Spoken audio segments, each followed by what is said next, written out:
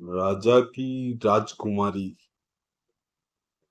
पति ने पत्नी ने अपने पति से कहा, पता नहीं क्यों क्या हो गया है हमारी राजकुमारी को। कल रात से खाना भी नहीं खाया और रो भी रही है। अभी सुबह जगाने गई तो फिर से रो रही थी। वजह पूछी तो बस इतना ही कहा, प्लीज माँ मुझे अकेला छोड़ दो। मुझे लगता है शायद उसे किसी ने प्यार में धोखा दिया है। डर लगता है कहीं वह खुद को नुकसान न पहुंचाए। राजा थोड़ी खामोशी के बाद कहते हैं, ठीक है मैं देखता हूँ। इतना कहकर वह अपने राजकुमारी के कमरे में जाता है। राजा राजकुमारी से, कैसी हो बेटा? बेटी, प्लीज पापा मुझे कुछ दिनों के लिए अकेला छोड़ दीजिए। राजा, ठीक है बेटा, मगर एक शर्त है। राजकुमारी बोलिए। पिताजी, बस तुम्हें एक बकवास कहानी सुनाना चाहता हूँ, तुम सुन लो, फिर तुम्हें डिस्टर्ब नहीं करेंगे। ओके बेटी, ठीक है सुनाइए। पिता, आज से करीब 20 साल पहले एक राजा हुआ करते थे, बेहद अमीर। उनके दो बेटे थे। बड़ा बेटा बेहद आज्ञाकारी और ईमानदार था। उस राजा को अपने बेटे पर नाज था।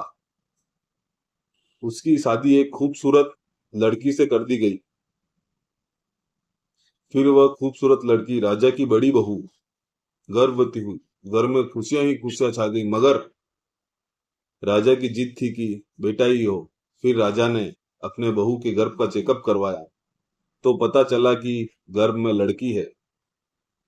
राजा ने हुक्म दिया कि लड़की को गिरा दिया जाए। आखिर बड़ा बेटा आज्ञाकारी था, ना तो करेगा नहीं। मगर पता नहीं उस पागल बेवकूफ को क्या सूझा कि 2 दिन बाद अपना राजपाट, धन दौलत, शानो शौकत सब कुछ छोड़ के अपनी गर्भवती पत्नी को लेकर महल से गायब हो गया। सच कहूं तो वो बड़ा बेवकूफ और पागल था। लोग बेटियों को बहुत समझकर घर में नष्ट कर देते हैं, और एक वह बेवकूफ पागल एक बेटी के लिए तमाम सुख सुविधा को ठोकर मार दिया। वह बाप की बात मानता तो आज उसकी जगह राजा होता। न जाने वह बेवकूफ बेटी के लिए बाप न जाने किस हालत में होगा।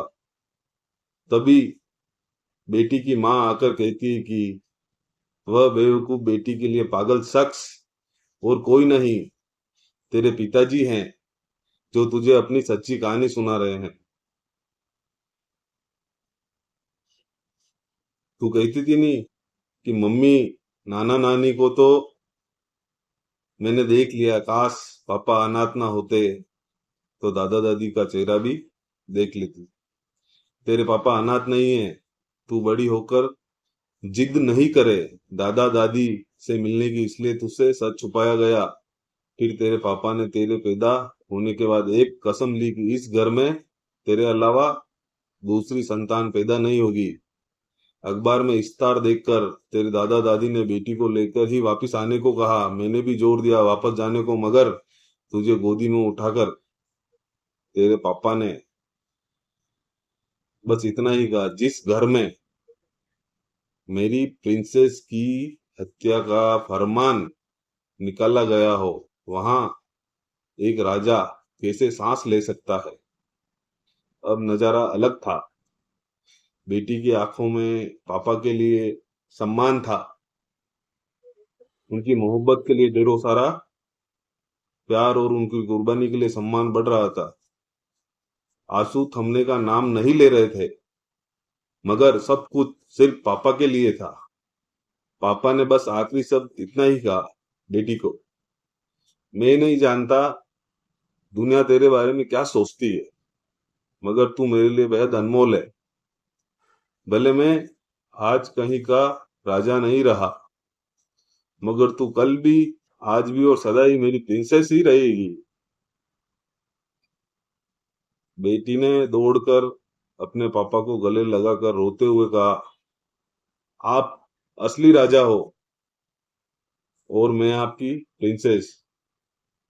सबकी पलकें गीली थी, मगर वह एक नई सुबह की शुरुआत थी, जहां प्रिंसेस फिर से अपनी रियासत में लौट आई थी। शिक्षा।